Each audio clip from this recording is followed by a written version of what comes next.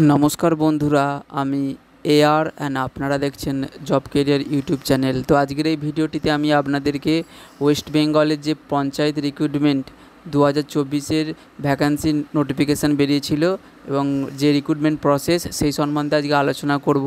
তার আগে আপনাদের একটা কাছে ছোট্ট রিকোয়েস্ট রাখবো, যারা এখনও পর্যন্ত আমার চ্যানেলটিকে সাবস্ক্রাইব করে রাখেনি তারা যেন অবশ্যই চ্যানেলটিকে সাবস্ক্রাইব করে রাখে, কারণ এই ধরনের চাকরির বিজ্ঞপ্তি কিন্তু আমি রেগুলারলি আপলোড করি জব ক্যারিয়ার ইউটিউব চ্যানেলের ওপর। তো ভিডিওটি আপনারা মনোযোগ সহযোগ করে দেখুন যে কীভাবে অ্যাপ্লাই করতে পারবেন বা কী কী কোয়ালিফিকেশান রয়েছে, ফর্ম ফিল আপ ফিস কত কী রয়েছে সবই জানাবো। তো তার আগে ভিডিওটির জন্য অন্তত লাইক এক্ষুনি বাটনটি অন করে দিন।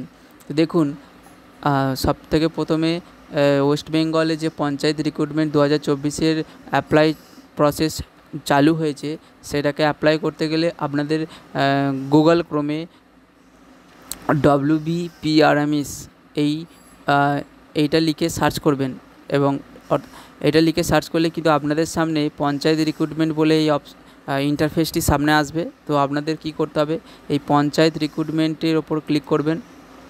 ওকে, ক্লিক করার পর এখানে আপনাদের যে official website West Bengal panchayat রিক্রুটমেন্টের, সেটা কিন্তু অফিসিয়াল ওয়েবসাইটে আপনারা চলে আসবেন। তো আপনারা এখানে আসার পর আপনারা প্রথমে নোটিশ বোর্ডে দেখে নিতে পারেন যে নোটিশটি আমি কথা বলছি, আমি তো এখানে নোটিশটি ডাউনলোড করা আছে। তো আমি আপনাদের এখানে এই নোটিশ বোর্ড অপশানে ক্লিক করে অ্যাটাচমেন্ট অপশানে ক্লিক করবেন। তো আপনাদের যে নোটিশটি ডাউনলোড হয়ে যাবে, আমি এখানে আগে থেকেই ডাউনলোড করে রেখেছি। দেখুন এখানে যে নোটিশটির কথা বলা রয়েছে যে 6652টি পঞ্চায়েত রিক্রুটমেন্টের ওপর পোস্ট রয়েছে under the state government of West Bengal. ঠিক আছে, তো এখানে ভ্যাকান্সি যে অ্যাপ্লাই সেটা কিন্তু অনেক দিন আগে থেকেই চালু হয়ে গেছে, এখনও অ্যাপ্লাই প্রসেস চলছে, চাইলে আপনারা আবেদনটি করতে পারবেন।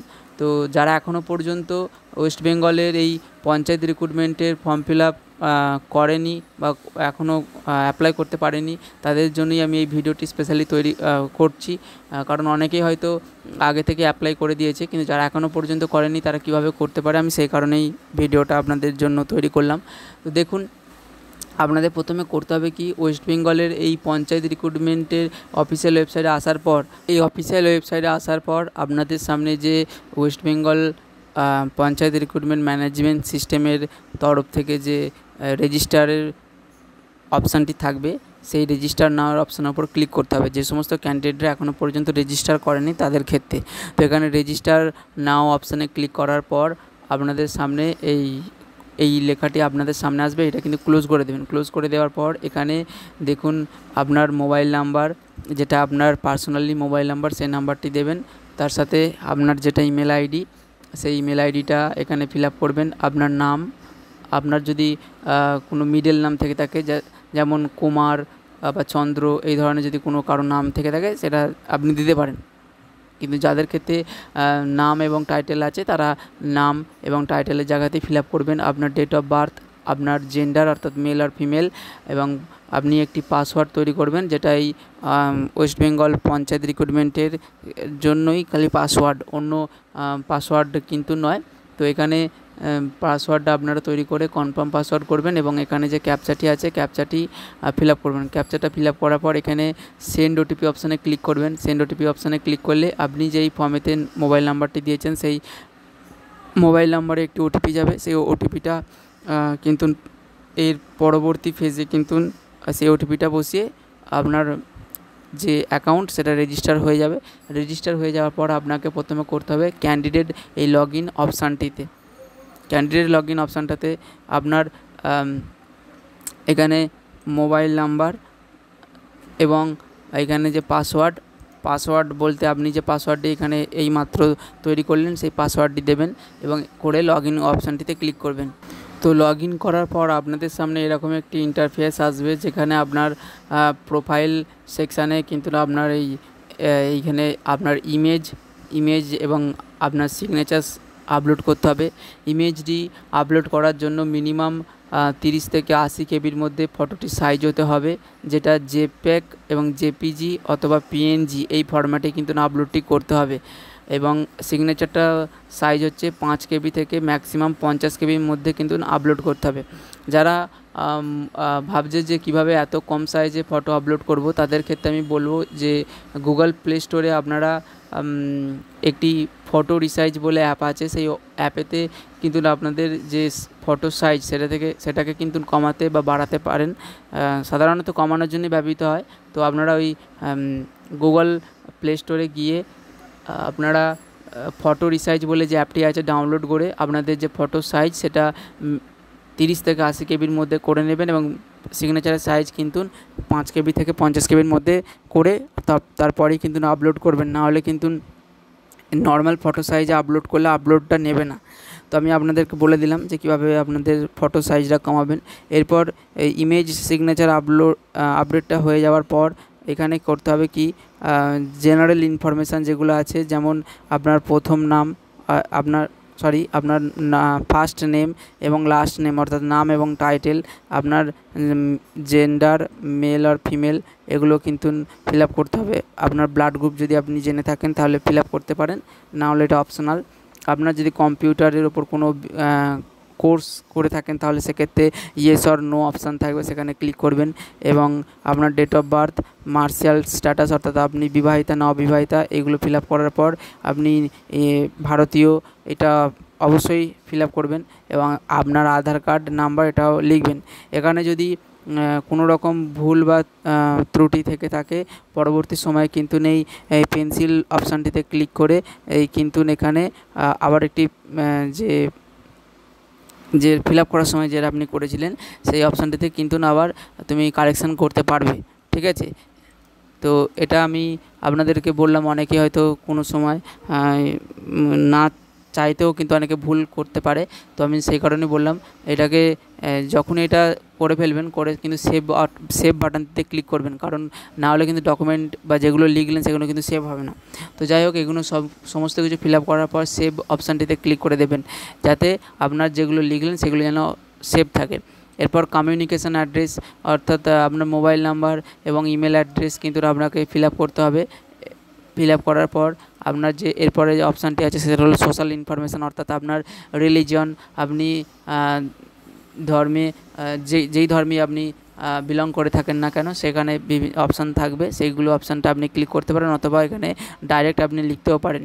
এখানে সোশ্যাল ক্যাটাগরি যেটা আছে, আপনি যদি শিডিউল কাস্ট বা শিডিউল ট্রাইব বা ওবিসি ক্যান্ডিডেট হয়ে থাকেন তাহলে কিন্তু এই অপশান পেন্সিল অপশানটিতে ক্লিক করে এখানে বিভিন্ন অপশান থাকবে, সেই অপশানগুলোতে আপনি ক্লিক করতে পারেন, ঠিক আছে, আপনাদের ক্যাটাগরি অনুযায়ী।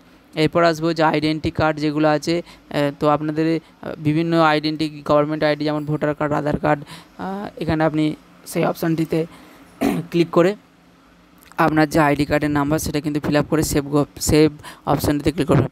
মনে রাখবেন যে প্রত্যেকবারই কিন্তু আপনাদের যখন ডকুমেন্ট বা ডিটেলস ফিল আপ করছেন তারপরে কিন্তু সেভ অপশানটিতে ক্লিক করবেন, না হলে কিন্তু সেভ হবে না। এরপরে ফ্যামিলি ইনফরমেশান বলতে আপনার বাবার নাম এবং মায়ের নাম আপনাকে অবশ্যই ফিল আপ করতে হবে। এরপর পার্মানেন্ট অ্যাড্রেস অর্থাৎ আপনি যে স্থানে বসবাস করছেন এখন সেখানকার পার্মানেন্ট অ্যাড্রেস, এবং যদি কোথাও আপনি কাজের উদ্দেশ্যে থেকে থাকেন তাহলে কিন্তু কমিউনিকেশান অ্যাড্রেসে একটি অপশান আছে। এই কমিউনিকেশান অ্যাড্রেসে কিন্তু আপনি বর্তমান যে জায়গাতে অবস্থান করছেন সেই জায়গাতে কিন্তু অ্যাড্রেসটি ফিল আপ করবেন। এখানে এই পেন্সিল অপশানটিতে ক্লিক করে কিন্তু এগুলো ফিল আপ করতে হবে, ঠিক আছে। আর যদি কমিউনিকেশান অ্যাড্রেস পার্মানেন্ট অ্যাড্রেসের মতো সেম হয় তাহলে এখানে এই ওপরে যে ফাঁকা বক্সটি আছে এখানে ক্লিক করবেন আপনার যে পার্মানেন্ট অ্যাড্রেস, এবং এই বক্সে ক্লিক করার পর কিন্তু এখানেও পার্মানেন্ট অ্যাড্রেসের মতো ফিল হয়ে যাবে, ঠিক আছে। এরপর আসবো যে আপনার যে ক্লাস 8-এ যদি ক্লাস 8-এর যে সমস্ত ডিটেলস এখানে একটি বলা রয়েছে যে যদি আপনি মাধ্যমিক পাস হয়ে থাকেন তাহলে কিন্তু আপনাকে 8 পাসের ডিটেলস কোনো কিছু দিতে হচ্ছে না, কিন্তু যারা মাধ্যমিক পাসের নয় তারাও কিন্তু ওয়েস্ট বেঙ্গল রিক্রুটমেন্টে যে পঞ্চায়েত রিক্রুটমেন্টে অ্যাপ্লাই করতে পারে। সেক্ষেত্রে যারা মাধ্যমিক পাস এখনও পর্যন্ত হয়নি তারাও অ্যাপ্লাই করবে, কিন্তু তাদের 8 পাসের একটি ডিটেলস দিতে হবে। তো যেহেতু আমি মাধ্যমিক পাস করেছি এবং অবশ্যই অনেকেই মাধ্যমিক পাস তো এখানে ভিডিওটা দেখছে, তো তারা এই অপশানটিতে ফিল আপ না করলেও চলবে।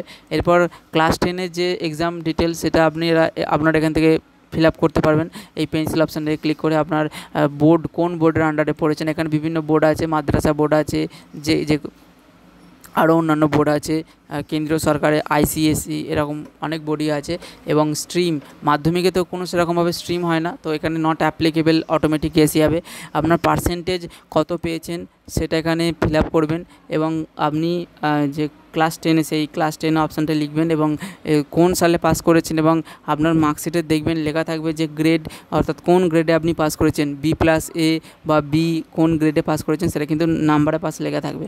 এরপর আসছি যে ডিপ্লোমা এক্সাম, অর্থাৎ আপনি যদি কোনো রকম ডিপ্লোমা করে থাকেন, যেমন কোনো কম্পিউটার লিটারেসি, যেটা একটি স্বীকৃতিপ্রাপ্ত বোর্ডের আন্ডারে, তাহলে কিন্তু ডিপ্লোমা যে করেছেন সেটা কিন্তু ফিল আপ করতে পারেন।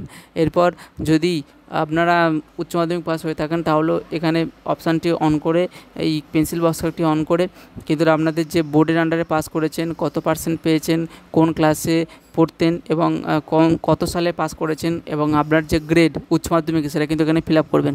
এরপর আপনি যদি গ্র্যাজুয়েশন করে থাকেন, তাহলে কোন বিশ্ববিদ্যালয়ের আন্ডারে পাস করেছেন এবং কত পার্সেন্ট মার্কস ছিল, কোন স্ট্রিমে আপনি পাস করেছেন, অর্থাৎ বিএ, বিএসসি, এমএ, এইগুলো কিন্তু আপনি ফিল আপ করার পর ইয়ার অফ পাসিং করবেন।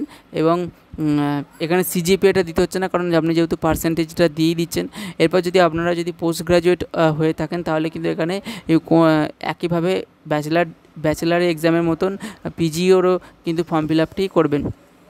এগুলো সমস্ত কিছু হয়ে যাওয়ার পর আপনার কী করতে হবে, এই অ্যাডিশনাল ইনফরমেশান অপশানটিতে ক্লিক করবেন। অ্যাডিশনাল ইনফরমেশানে ক্লিক করার পর এখানে দেখতে পাবেন যে যে সমস্ত সার্ভিসম্যান, অর্থাৎ যারা ইতিমধ্যে গভর্নমেন্টের ফোর্সে, অর্থাৎ ডিফেন্সে চাকরি করেছেন, তাদের জন্য এই অপশানটি, ঠিক আছে। আর অথবা যারা পার্সন উইথ ডিসএবিলিটি, অর্থাৎ যে সমস্ত মানুষরা বা যে সমস্ত বন্ধুরা বিশেষভাবে সক্ষম এবং 40%-এর মধ্যে আপনারা পড়ছেন, তাদের ক্ষেত্রে এখানে একটা অপশান রয়েছে যে আপনারা PWD candidate yes or no অপশানটিতে ক্লিক করবেন। পেন্সিল বক্সটাতে অন করে ভেতরে অপশান থাকবে, এবং ডিসএবিলিটি টাইপ আপনাদের টাইপ লিখবেন যে আপনারা কোন ধরনের বা কীভাবে কিসের জন্য বিশেষভাবে সক্ষমের মধ্যে পড়ছেন। এবং আপনারা যদি মেরিটোরিয়াস স্পোর্টস পার্সন হয়ে থাকেন, অর্থাৎ আপনারা যদি কোনো রাজ্য বা কেন্দ্রীয় স্তরে কোনো খেলাতে অংশগ্রহণ করে থাকেন, তাহলে কিন্তু সেটা লিখতে পারেন। এরপর আপনাদের ল্যাঙ্গুয়েজ যেটা জানার আছে সেগুলো কিন্তু এখানে ফিল আপ করবেন। যেমন আপনি বেঙ্গলি ভাষা পড়তে পারেন, বলতে পারেন বা লিখতে পারেন, সেইগুলো কিন্তু এখানে এই অ্যাকশান বাটনটিতে অন করে ইয়েস আর নো অপশানটিতে ক্লিক করবেন। এখানে বাংলা, ইংরাজি, হিন্দি, নেপালি, সাঁওতালি, উর্দু এই সমস্ত ভাষাগুলি আছে। এছাড়াও অনেক অন্যান্য ভাষা আছে। এই অ্যারো চিহ্ন বাটনটিতে ক্লিক করে কিন্তু বিভিন্ন ভাষা সিলেক্ট করতে পারেন। এখানে নর্মালি আমাদের ওয়েস্ট বেঙ্গলে বেঙ্গলি, ইংলিশ, হিন্দি এগুলো মোটামুটি সবাই বেশিরভাগই জানে। তো এখানে তারা যদি বলতে পারে তাহলে ইয়েস করবেন, এবং যদি পড়তেও পারে তাহলে ইয়েস করবেন, এবং লিখতে পারে যদি ইয়েস করবেন। তো এইভাবে আপনাদের ল্যাঙ্গুয়েজ নোনের ওপরে যে অপশানটি আসবে সেটা ফিল আপ করার পর এখানে পোস্ট গ্র্যাজুয়েটে যদি কোনো ডিপ্লোমা থেকে থাকে, সেই সার্টিফিকেট থেকে থাকে, তাহলে কিন্তু এখানে একটি অপশান দেওয়া রয়েছে, সেখানে আপনি ফিল আপ করতে পারেন। এরপর আপলোডের অপশানটিতে বিশেষভাবে আমি আপনাদেরকে বলবো, প্রত্যেকটি ডকুমেন্ট যখন আপলোড করবেন ভালোভাবে দেখে নেবেন যে যেই বিষয়টি এখানে বলা রয়েছে, অর্থাৎ আইডেন্টি প্রুফ হিসাবে যেটা আপনি দিয়েছিলেন আধার কার্ড বা ভোটার কার্ড, সেই ফটোটাই আপনারা আপলোড করছেন কিনা বা অন্য কোনো ফটো আপলোড করছেন কিনা সেটা একবার ভালো করে দেখে নেবেন। কারণ অনেকেই আপলোড করার সময় তাড়াহুড়ো করে এবং ভোটার কার্ডের জায়গায় মাধ্যমিকের অ্যাডমিট কার্ড আপলোড করে দেয়। তো সেই কারণে আমি বলছি, যখনই আপনারা ফটো আপলোড করবেন, প্রত্যেকটি ফটো আপলোড করে হয়ে যাওয়ার পর একবার চেক করে নেবেন যে আইডেন্টি প্রুফ হিসাবে আপনি ভোটার কার্ড দিয়েছেন কিনা, ভোটার কার্ড দেয়নি। সেক্ষেত্রে এখানে ভিউ অপশানটিতে ক্লিক করলে আপনাদের সামনে এরকম একটি অপশান চলে আসবে যে আপনি ভোটার কার্ড দিয়েছেন না আধার কার্ড দিয়েছেন, যেটা আপনাদের পরিচয়পত্র হিসাবে আপনি ফর্ম ফিল আপের সময় দিয়েছিলেন এই ফর্ম ফিল আপের সময়। এরপর আইডেন্টি প্রুফ হিসাবে তারপর আছে আপনার মাধ্যমিকের admit card, schedule caste certificate, 10 class marksheet, Uchcha Madhyamik marksheet, গ্র্যাজুয়েশনের marksheet, এগুলো সব কিছুই রয়েছে। আপনারা যখনই ফিল আপ আপলোড করবেন, এখানে একটি নির্দিষ্ট সাইজ দেওয়া থাকবে, সেই সাইজ অনুযায়ী কিন্তু না আপলোড করতে হবে। ওকে, তো এইভাবে আপনাদের প্রতিটি ফটো আপলোড করে দেওয়ার পর এখানে একটি সাবমিট বলে অপশান থাকবে। সেই সাবমিট বাটনটিতে ক্লিক করার পর কিন্তু আপনার রেজিস্ট্রেশন প্রসেসটা কিন্তু কমপ্লিট হয়ে যাচ্ছে। এরপর সম্ভবত আমাদের যেহেতু পশ্চিমবঙ্গে বা সারা ইন্ডিয়াতেই যেহেতু এখন ভোট গণনা বা হিসাবে গণনার জন্য কিন্তু বিভিন্ন চাকরি রিক্রুটমেন্টগুলি বন্ধ রয়েছে। তো তাই 4 জুনের পর কিন্তু এই West Bengal panchayat recruitment management সিস্টেমের তরফ থেকে কিন্তু রিক্রুটমেন্টের অফিসিয়াল নোটিশ কিন্তু পাবলিশ হতে পারে। এটাও কিন্তু একটি অফিসিয়াল নোটিশ, যেটার আন্ডারে শুধুমাত্র রেজিস্ট্রেশন প্রসেসটা করা হচ্ছে। পরবর্তী সময়ে ভোট শেষ হওয়ার পর কিন্তু এই ওয়েস্ট বেঙ্গল পঞ্চায়েতের তরফ থেকে কিন্তু রিক্রুটমেন্টের নোটিশটি বেরোনোর সম্ভাবনা খুবই বেশি। তাই আমি আপনাদেরকে বললাম খুবই কম সময় রয়েছে, তো তারই মধ্যে কিন্তু আপনাদের রেজিস্ট্রেশন প্রসেসটা কমপ্লিট করে নিন, কারণ ইতিমধ্যে অনেকটা সময়ই হয়ে গেছে রেজিস্ট্রেশন প্রসেসের জন্য। তো আপনারা যারা এখনও করেননি তারা কিন্তু এই ওয়েস্ট বেঙ্গল পঞ্চায়েত রিক্রুটমেন্টের জন্য আপনারা যতটা তাড়াতাড়ি পারবেন রিক্রুটমেন্টের এই রেজিস্ট্রেশন প্রসেসটা কমপ্লিট করে রাখবেন, এবং ভোট শেষ হওয়ার পরই সম্ভবত রিক্রুটমেন্টের জন্য বিভিন্ন পোস্ট অনুযায়ী কিন্তু একটি অফিসিয়াল নোটিশ বেরোবে। তো যারা এই ভিডিওটি দেখে হেল্পফুল বা ইনফরমেটিভ বলে মনে হয়েছে এবং এখনও পর্যন্ত জব কেরিয়ার ইউটিউব চ্যানেলটিকে সাবস্ক্রাইব করে রাখেনি, তাদের জন্য আমি বলবো তারা যেন অবশ্যই জব কেরিয়ার ইউটিউব চ্যানেলটিকে সাবস্ক্রাইব করে রাখে, যাতে এই ধরনের চাকরি বিজ্ঞপ্তি আপনারা প্রথম দেখতে পান। তো আজকের ভিডিওটি এই পর্যন্ত, দেখা হচ্ছে আপনাদের সাথে পরের ভিডিওতে। ঠিক আছে, ভিডিওটি দেখার জন্য ধন্যবাদ বন্ধুরা।